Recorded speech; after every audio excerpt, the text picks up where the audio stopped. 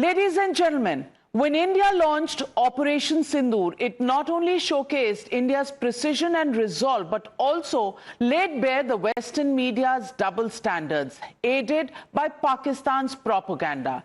India presented clear, verifiable proof after every strike, yet the propaganda carried on. Tonight, I'm joined by Tom Cooper, Austrian historian of aerial warfare, analyst, a man who's written 560 books that he's co-authored, over 1,000 articles on this. Tom Cooper, thank you very much for joining me on the Newshour tonight. And Tom Cooper, we've been following you here in India, and you virtually declared that India had a clear-cut victory in the skies. Could you elaborate that for our viewers tonight on why do you think air warfare that we saw between India and Pakistan over the last 3 or 4 days, why do you think India had an advantage and where did Pakistan fail? Good morning. Thank you very much for inviting me to this interview. Nice to be with you. As for your question, it's relatively simple. In military terms, it is so that Pakistan attempted to hit back on India with attack UAVs, with artillery missiles, even with ballistic missiles, and essentially this effort has failed because Indian air defenses have shot down the mass of incoming weaponry. And on the other hand, we have seen early on 10th of May, Indian Air Force striking not only Pakistan Air Force bases, but also the both entrances to the Pakistan nuclear weapon storage site at the Mushaf Air Base. This is a part of Sargodha complex. And the fact is, in the military, in the way the military understands warfare, when you start targeting enemy nuclear weapon storage sites, that means you are absolutely sure the enemy cannot hit back.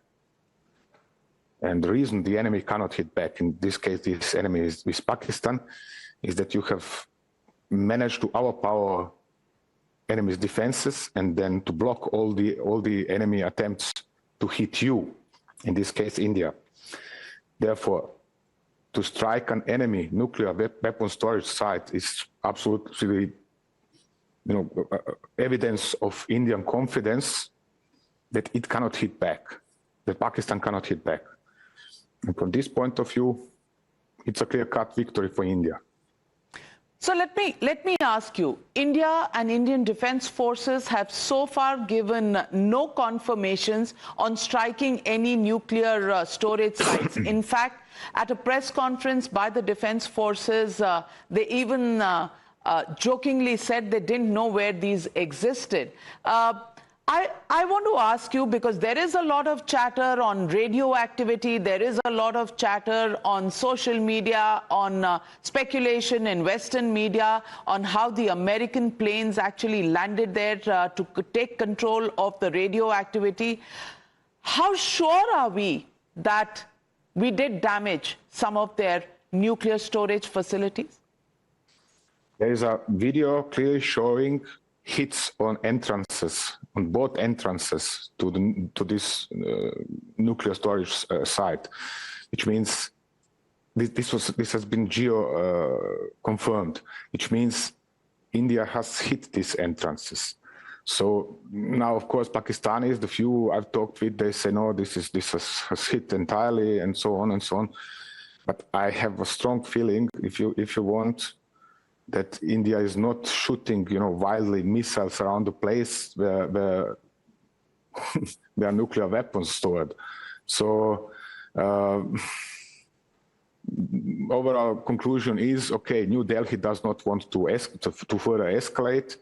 And one should keep in mind, Indian generals in particular, that means the top brass of your armed forces, they are stolidly conservative. They are overcautious, actually, in comparison to what the Westerners are doing, what the Russians are doing. They are not playing with such places like nuclear weapon storage sites. That they wouldn't, let anybody randomly shoot missiles in that direction. This is a clear message. We can hit you, and we can hit you where it hurts. So conclusion is simply unavoidable. Pakistan cannot protect its own nuclear weapon storage sites, and Pakistan cannot even protect its air bases. Therefore, India is in position of clear advantage. There is nothing else to add to this. What the official New Delhi is then explaining in this regards, that is left to them, but facts are speaking for themselves. Do you believe the radioactivity reports that have surfaced today? I haven't studied them closely yet. I've been busy this morning, excuse me, but point is this: whatever the radioactivity then explains, fact is that the nuclear storage site has been hit, not directly the storage site, but the entrance into the underground complex. It means that most likely the entrance and the exit to this storage site has been cut off. So whatever somebody is now explaining about this, that is, actually irrelevant, because what is relevant is what has happened inside that site. If the Pakistanis cannot enter the site, the storage site, if they cannot reach their nuclear weapons, if they cannot pull them out, put them to use, it's game over. It is as simple as that, really. Game over. Well, we also have hit 13 Pakistani military targets, including air bases. How much do you think these air bases have been damaged? And do you think this is what brought Pakistan? The combination of the entrance of the nuclear site, the combination with that of the air bases being destroyed, is this what made Pakistan actually bow down and seek American intervention? The fact is this: in order to hit a military base, whatever kind, you have to disable the enemy. In this case, Pakistan air defenses, not only ground-based air defenses, but also the capability of the country in question to defend itself from airstrikes. So this means before hitting these military facilities, India has disabled Pakistani air defenses, ground-based air defenses, and then forced the Pakistani Air Force back away from the border in order to be able to send its own aircraft to the border, launch missiles at the Pakistani military bases. So that means that by the time what you have asked, a lot has happened already. And that means that India has already achieved an advantage in the air. Correspondingly, the fact, it doesn't matter how many bases have been hit, whether it's 11, 13, or something else. This fact alone means that Pakistan has already lost the air battle. So now, air bases as such are heavily fortified. Destroying an entire air base, you would need something like 50, 60, perhaps 100 hits on the same facility. As far as I know, this hasn't happened. But what has happened was that Indian Air Force has hit selected points at selected air bases. For example, hangar, where one of Saab 2000 AWACS aircraft was undergoing maintenance. And inside this hangar, it has killed 5 Pakistani Air Force officers and other ranks, and injured 40 others, plus damaged the aircraft. This is what matters. So this is one example where we know specifics, because one of Pakistani officers involved has reported it on the social media. We don't know what kind of damage has been caused in most of other cases, but we know that, for example, a C-130 transport was destroyed at Nur Khan Air Base, and so on and so on. Again, details are going to be revealed over the time. But what matters is that Indian Air Force was free enough to strike these bases, and Pakistan couldn't do the same to India. Which means Pakistani deterrent has failed and Pakistani air defenses have failed. And this is, what has then forced Pakistan eventually into sounding a ceasefire, which means there is a hotline between Islamabad and New Delhi, and Pakistani Director General of Military Operations made a call over this hotline and requested a stop of fighting. You don't need more details in order to know what is going on. This is perfectly enough to conclude, okay, Pakistan admitted its defeat, it admitted it cannot continue escalating, it must stop. Or actually, India must stop. So Pakistan has requested India to stop. What American or Western politicians and mass media are reporting in this regard is absolutely irrelevant, because what matters is that Pakistan requested the call. Pakistan made a call and requested the stop. And wouldn't do so. Pakistanis are not, somebody who is going to bow like this and simply admit, we have been defeated. This is nothing they are doing usually. So therefore, conclusions are de facto on hand. You have Pakistani nuclear weapons facility hit by Indian missiles. You have a number of Pakistani air bases hit by Indian missiles, and Pakistani Director of Military Operations calling New Delhi to stop. Absolutely, that's all that matters. Prime Minister Modi, in his address to the nation yesterday, said that there is a doctrine shift that India has undertaken. Yes. Direct retaliation against terrorism, no more strategic restraint, rejection of nuclear blackmail that Pakistan has always held, not just to India but to the world, and no distinction between state and non-state actors. Because we've seen in these airstrikes and the manner in which India has attacked Pakistan, that the terror camps and the Pakistani army have very, very close links. The fact that state funerals were given. Yes. And you've said in one of your articles, don't play with us, we can hit you where it hurts, is the message. Do you think this is a paradigm shift in the doctrine? Of course it is. It is a fundamental shift in doctrine. So far, look at the situation. Since 2008 alone, Pakistan has launched over 120 terrorist attacks into India. We've seen attacks on the parliament in New Delhi. We've seen this terrible tragedy in Mumbai. And every time Pakistan came away from it, without actually being hurt. This time it was hurt really badly. And one should keep in mind, there is no state and non-state actors. They are so closely intervened in Pakistan. The inter-service intelligence, which is a military intelligence service of Pakistan, it is de facto commanding, controlling, not only financing, organizing, and arming the terrorism. So if you hit the jihadists, you hit the ISIS as well. It's as simple as that again. When India says no more restraint, we are going to hit back if you do this again, it is a clear message. Guys, sorry, but you went too far, and enough is enough. If you do this again, you are going to get hit exactly in the same fashion like on 9th and 10th of May. Ideal solution from Indian point of view. Now let's see if Pakistan is going to learn its own message. That's the question. Well, that's the big question. How would you look at the weapon systems on both sides? On the one side, we had Pakistan with its HQ-9 being hit. On the other, we had BrahMos, we had the Indian Harops, we had the Scalp, we had BrahMos going. How do you rate these weapon systems? Do you look at India versus the Chinese weapon systems that Pakistan had as comparable?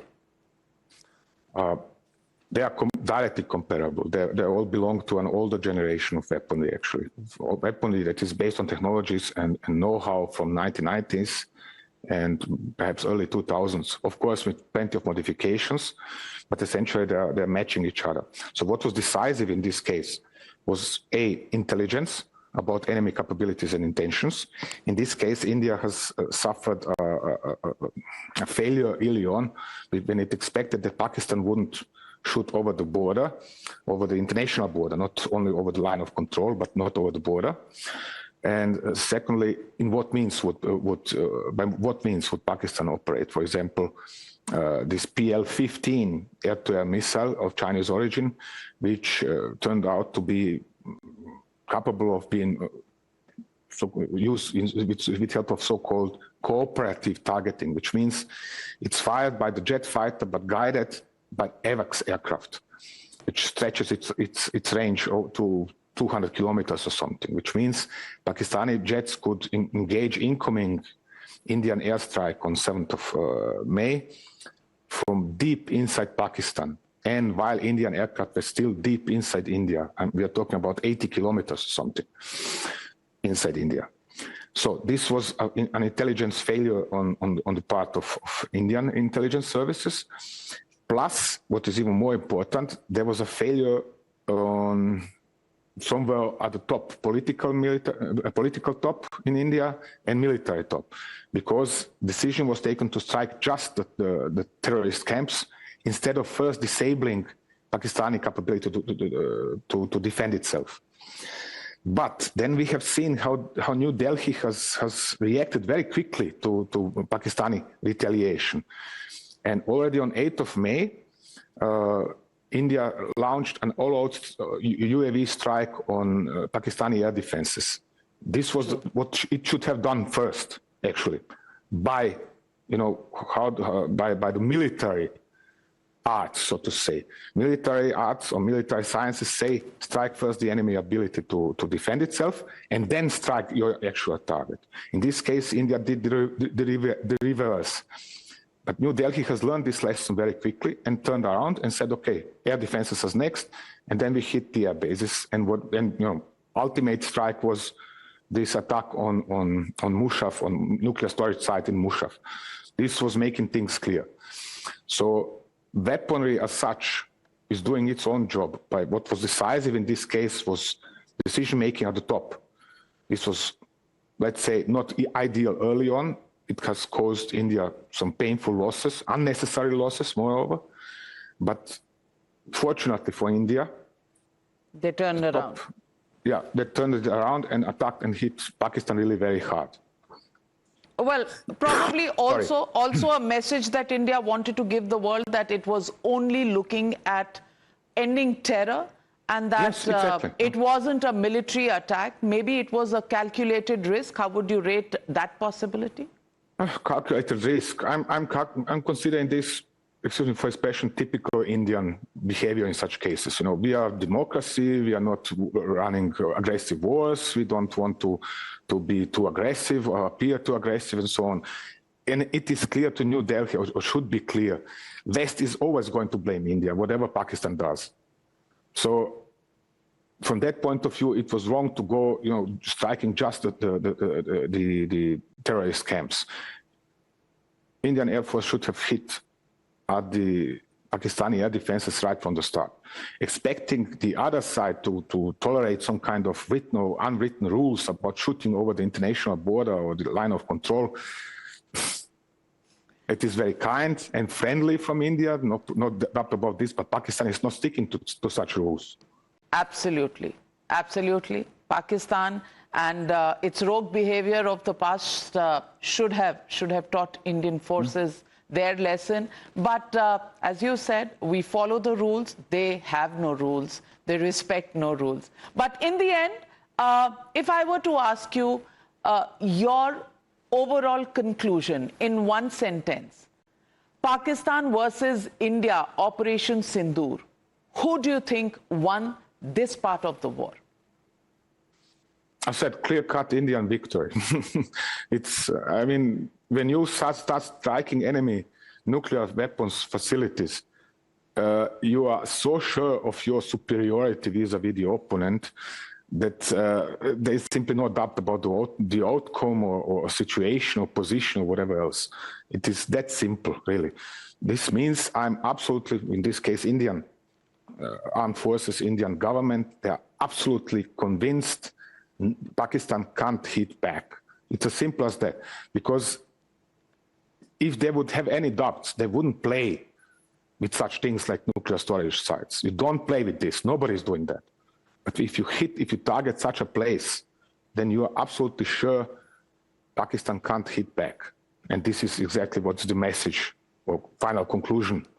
Does it really show in what Prime Minister Narendra Modi said yesterday? Nuclear blackmail is not going to deter India. Well, that's for you, the viewers, to judge. For now, thank you very much, Tom Cooper, for joining me on the News Hour. Pleasure speaking to you and getting your insights into what this war between India and Pakistan meant. Thank you very much as well.